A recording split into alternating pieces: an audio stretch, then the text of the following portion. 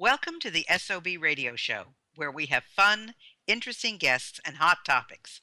Each week, we offer insights into music, fashion, health, fitness, and humor. Do you have the perfect guest for us to interview? I want to know. Drop me a line on our Facebook page at Spunky Old Broad 1 or reach out to me on our website at spunkyoldbroad.com. And now, back to the show. I'm back with Candy Campbell, and as you've heard before, she is an entrepreneur, she's a nurse, she's an actress, she's an author, she's just a whole bunch of wonderful things. And I said, Candy, that I was going to ask you what catapulted you out of the acting arena for many years. So tell us about that and how it changed your life.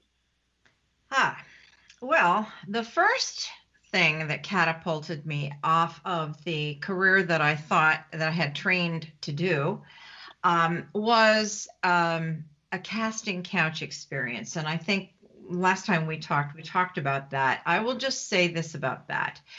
When I walked off the set of that show, I said, I'm not going to expect that this is the way, as this person had told me, that I was going to make it in acting. I said, oh, well, if this is the way, that's it. I quit. And so looking back, that catapulted me onto just exactly what we have been talking about today, Gail. And that is looking at the world, looking at what I wanted to do and taking a chance. So through that experience, I applied, even though I never thought I would be accepted. I applied to be a flight attendant with Pan Am. Now, Gail, neither one of us are tall people, and I have never been accused of being slim.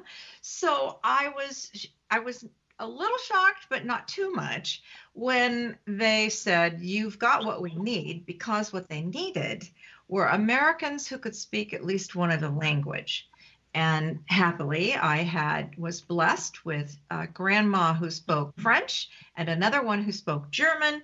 So although I had to go to school to learn, more about those languages, because of my juniors, 6 months abroad, living abroad, I brought a conversational ability to that at work. And that was the first thing. So but I will tell you that within a few months of that, I realized, well, it's true. I'm checking off one of the boxes here. One of my goals was to travel the world. I had a taste, but I hadn't traveled the world. So I did that. But then as an actor, I also was realizing someday I'm not going to do this forever. And I still want to get into acting, but I want to do it my way. So what I did, every country I was at, I listened and learned a few words in every language that I could. And the ability of doing that allowed me to be able to do voiceover in different dialects. So people often ask me, have I heard you on the radio? And I have to say, in the days I was doing a lot of this, yes, but you might not have recognized me because I might have been, voicing a different language or something like that, Anyway, but here's something that really surprised me. During that time when I was a flight attendant, I will say that I didn't learn the lesson from that first casting couch experience because I was so trusting. Just like with this director that put the moves on me the first time, when I was with a colleague, I was so trusting that we were colleagues and that we weren't necessarily on a date, but that we had a good time together. And that when somebody asked to come into my apartment or my hotel room to use the bathroom or something like that, I let them in, even though I didn't really know them well, because they were a colleague. And the next thing I knew, I was raped. I was raped twice. And wow. Yeah. And, it was in the 70s, Gil, and people didn't really talk about it. Not like now. I suppose had I thought about it, I could have had both of them fired. One was a pilot and another one was a colleague from a different place. But um, I just let it linger in my heart. It was something that really brought me down. Then when I went to nursing school, I recognized, I think that might be considered a little bit of PTSD. It's taken a lot of counseling to sort of work through that. And because your audience is women over 50, I know I'm not the only one to have experienced something like this. So, well, they say that I don't know, I forgot what the percentages were, but they say that most women, what is it, 1 out of 5 or 4 out of 5, whatever it is, that they've experienced some form of trauma or some kind of something that that they just don't talk about.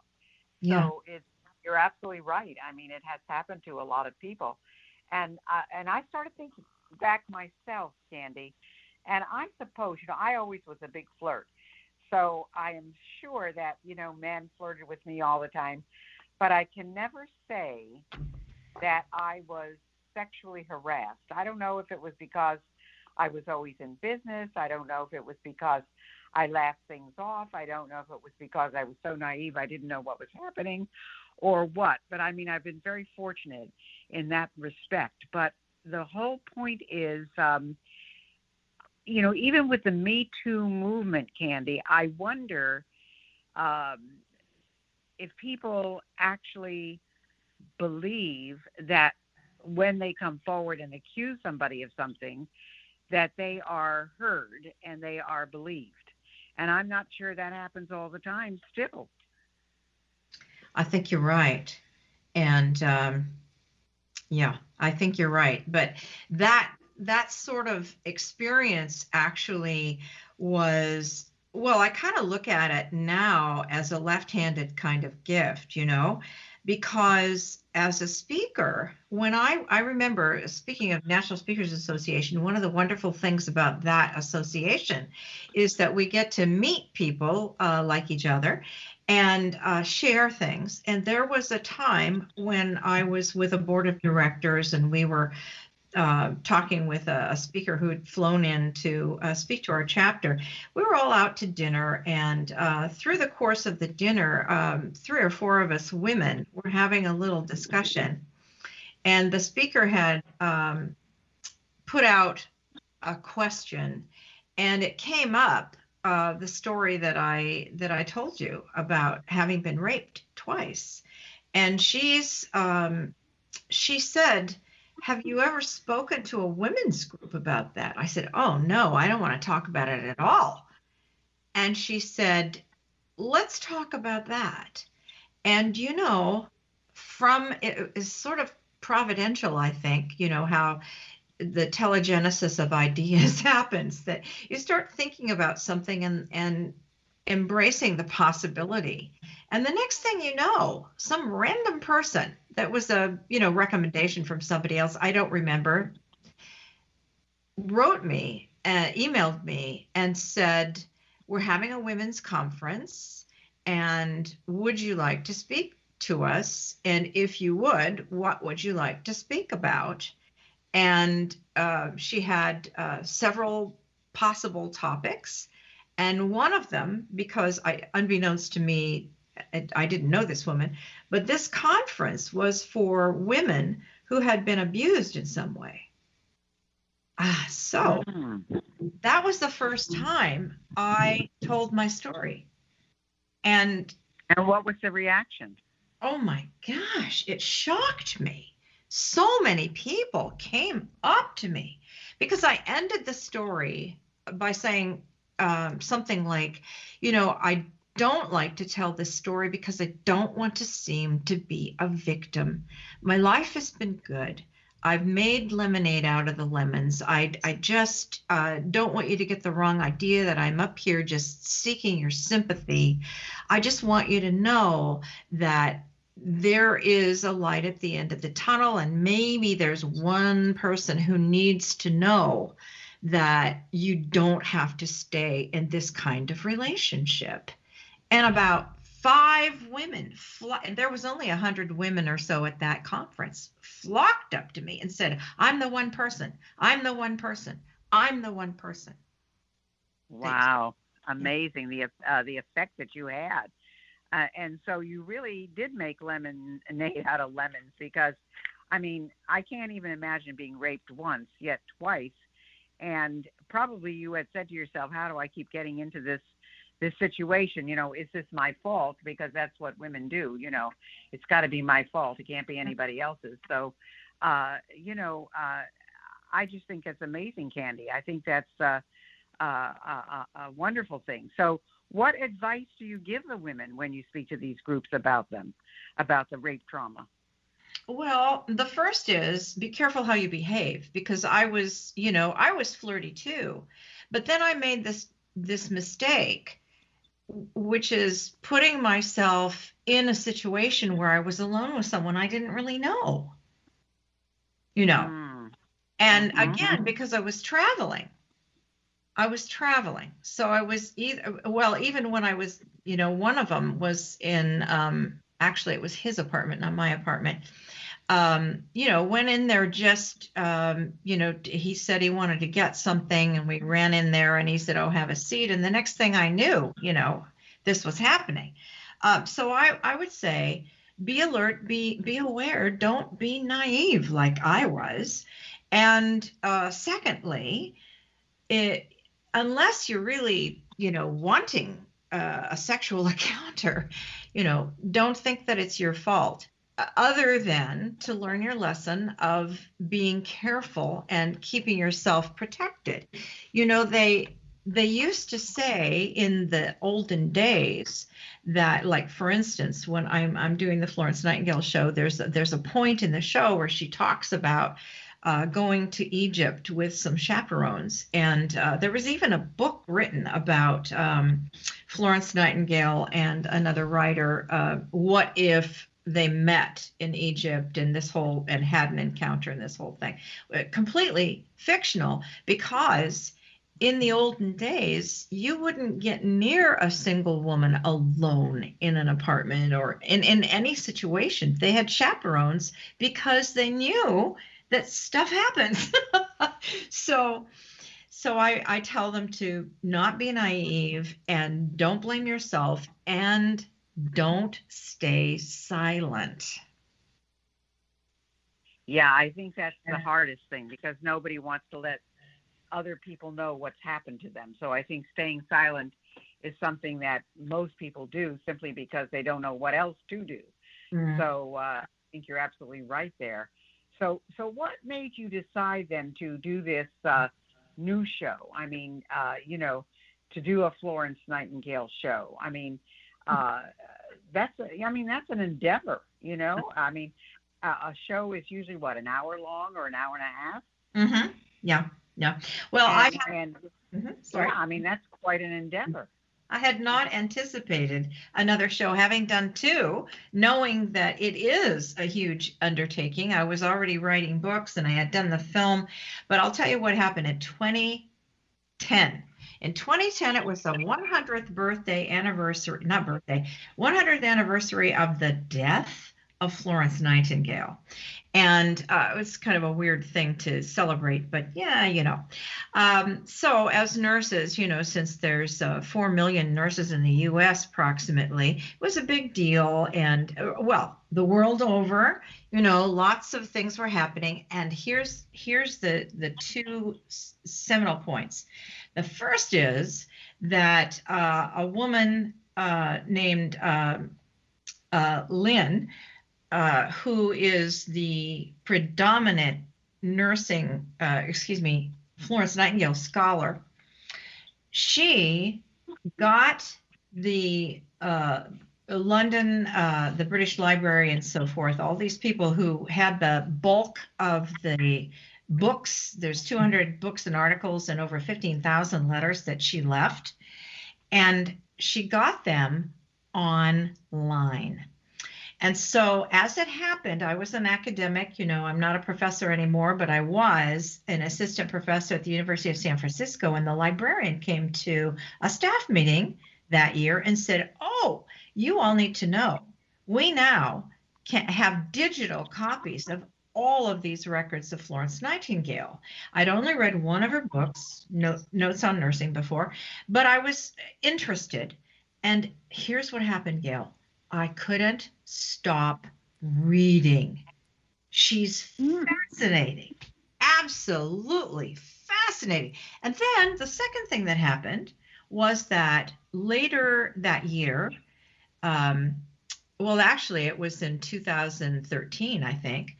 I was at another National Speakers Association holiday party, and I'll bet you know our friend Barry Wishner. Mm-hmm. Mm-hmm. Well, Barry was a friend and another mentor in our Northern California chapter. He heard me talking about this fantastic person of yore, and he said, "No, wait a minute. I hear you, you're over here, talking about this." He said, "Let me just get this straight. Let me get the facts straight." I'm like, "Okay, Barry, what is it?" He goes, "So you're a nurse?" "Yes, that's why I'm interested." "And you're an actor and you've had 2 solo shows?" "Yes, Barry, I have." "And why isn't this your 3rd solo show?" And I went, "Oh my gosh." Oh my Yeah, God. sometimes you need somebody else to point out what is so obvious, but you don't think about it. Yeah, that's how it started. Wow. Well, Florence Nightingale was an amazing person and an amazing character. So the fact that you are bringing her to life is something that is fantastic in this day and age. What were the first 2 solo shows that you did? The first one was called Whatever Happened to My Paradigm, and it was do we have 5 more minutes? I don't know. I don't want to go over. What happened was that my going back to this improv group, it dissolved after about 3 years. There was 2 guys and 2 gals, and we 2 gals decided, since we both had some health background, that we would pitch sketch comedy and some stand-up. We would pitch a show to associations. So we pitched and got the first client, which was one of my professional associations, in March of that year. And we were to perform the first week of December. And we worked together for several months on this show. And then in September, she called me one day and said, I can't do this show. I said, "Why not?" She said, "I'm getting a divorce." It was, her life was falling apart. And she said, "I guess we'll have to give them their money back," because they had given us half the money. And I said, "Oh, no, it's my association. I'm going to do something." So that was the beginning of that. It was a trunk show where I think I did, I can't even remember how many characters I did, but I would turn around and pull things out of a suitcase and put on a different hat or something like that and turn around and then do something else. It was really, the first show was only a one-night stand. And that was that. I never thought I'd do something again. And then I was afforded the opportunity, and I think an acting coach said, "You're doing some great scenes here. Why don't you string them together and make them into a show?" And the San Francisco Fringe is just opening up here again, and blah blah blah. Anyway, so that show was was then named Full Frontal Nursing, which is a funny name. Did not have anything to do with breastfeeding.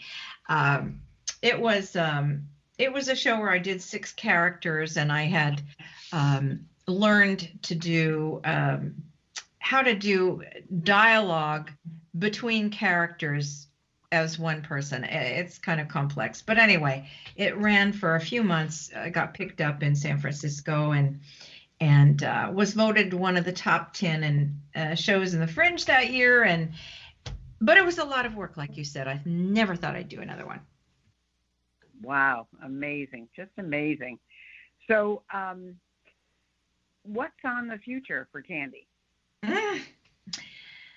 I'm busy now with the books, and I'm working on the podcast.